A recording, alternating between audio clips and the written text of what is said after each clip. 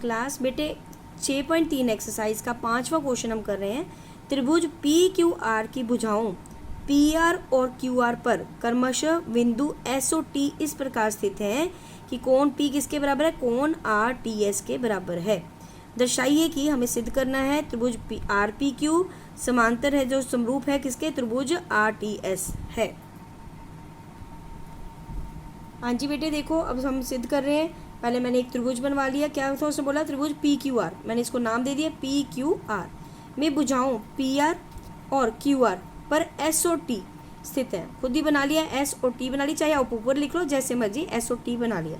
और साथ में दिया कोण पी, पी कोण मैंने नाम दे दिया इसको एक, और आर टी एस मैंने इसको नाम दे दिया दो। कोण एक कोण दो के बराबर है, ये हमें दिया हुआ है और सिद्ध करना है। देखो बेटे हमें ये जो क्वेश्चन में था दो त्रिभुज हमें करने हैं, यहाँ पे मैं लिख देती हूँ सिद्ध करना है। देखिए सिद्ध करना है हमें, दोनों त्रिभुज जो हैं आर पी क्यू समरूप है त्रिभुज आर एस टी इसके समरूप है, ये हमें सिद्ध करना है। ठीक है, तो उसके लिए बेटे हम सिद्धि कर रहे हैं शुरू। देखो दो त्रिभुज हैं, जो बोले वही लो, आर पी क्यू बड़ा वाला त्रिभुज आ गया और आर एस टी छोटा वाला त्रिभुज आ गया। इसमें देखो हमें पहले ही दिया है कोण एक कोण दो के बराबर, वो तो हमें दिया है। अब दोनों त्रिभुज में छोटा त्रिभुज और बड़ा त्रिभुज दोनों में आर कॉमन है, कोण आर बराबर कोण आर उभयनिष्ठ है, तो फिर ये कोण उभयनिष्ठ कोण लिख सकते हो आप, इसको उभयनिष्ठ कोण है।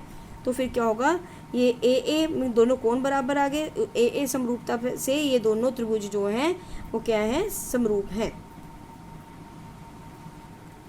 6वां क्वेश्चन देखिए बेटे, आकृति हमें ये दी हुई है, डायग्राम ये दिया है।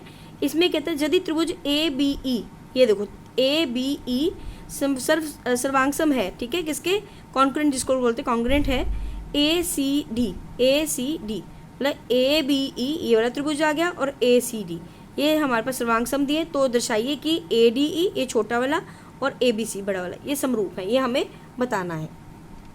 अब देखिए बेटे हमें ये सब कुछ दिया था, मैंने दिया है लिख लिया, दो जो त्रिभुज जो हमें दिए ए बी ई और ए सी डी सर्वांगसम है, ये लिख लिया। देखो बेटे जब सर्वांगसम होते हैं तो उनकी भुजाएं क्या होती हैं, बराबर होती हैं सारी। तो ए बी ई और ए C D, A B E में देखो भुजा कौन सी आ रही है, ए बी, और ए सी डी में भुजा कौन सी आ रही है, ए सी, मतलब ए बी किसके बराबर होगी, ए सी। जब कोई त्रिभुज सर्वांगसम होते हैं तो उनकी भुजाएं भी बराबर होती हैं, तो हमने ले लिया ए बी बराबर ए सी, ये आ गया। अब मुझे सिद्ध करना है कि ये दो त्रिभुज समरूप हैं, उसके लिए मैं क्या करूँगी, पहले मैं ए सी को इसके नीचे ले जाती हूँ, ए बी के, ए सी इधर आ गया तो यहाँ पे क्या बचेगा, एक, ए बी बटा ए सी बराबर है एक, इसको दे देते हैं नंबर एक। अब दूसरा साथ में, अब दूसरी भुजा लेते हैं इसकी छोटे छोटे, पहले तो मैंने बड़े त्रिभुज की ली ना, अब छोटे की लेते हैं ए डी ई की। इसमें क्या होगा, ए डी किसके बराबर होगा, ए ई के, तो फिर ए ई को मैं नीचे लेके आती हूँ, ए डी बटा ए ई बराबर है एक, इसको दे देते हैं नंबर दो। अब देखिए बेटे हमें क्या, नंबर एक और दो से देखो इनकी राइट साइड बराबर है, दोनों की एक एक है, दोनों की राइट साइड बराबर है, तो लेफ्ट हैंड साइड भी इक्वल होगी। तो ए बी बटा ए सी बराबर है ए डी बटा ए ई, नंबर एक और नंबर दो से। अब देखो आपको जो चाहिए कैसा चाहिए, मैंने क्या किया, ए डी को और ए सी को इंटरचेंज कर दिया, ए डी नीचे ले आए और ए सी ऊपर ले गए, इसको दे दिया नंबर तीन। अब हमारे पास जो छोटे त्रिभुज हैं कौन कौन से थे, ए डी ई ये छोटा वाला और बड़ा वाला ए बी सी। उसमें देखो एक तो हमने अभी भी सिद्ध किया, ये जो ए बी बटा ए डी बराबर ए सी बटा ए, वो मैंने लिख दिया कि नंबर तीन से। साथ में देखो इस छोटे त्रिभुज में और बड़े त्रिभुज में ए कोण जो है कॉमन है, उभयनिष्ठ कोण है, ये वाला दोनों में कोण है, तो कोण ए बराबर है कोण ए उभयनिष्ठ कोण, तो फिर क्या हो गया, दोनों समरूप, ये दे दिया हमें बस सर्वांग, वो भी आ गई हमारे पास समरूप, समानुपात भी होंगी हैं संगत भुजाएं, और साथ में कोण भी बराबर आ गए हैं, तो फिर ये दोनों जो त्रिभुज हैं वो क्या होंगे, समरूप होंगे। Thank you.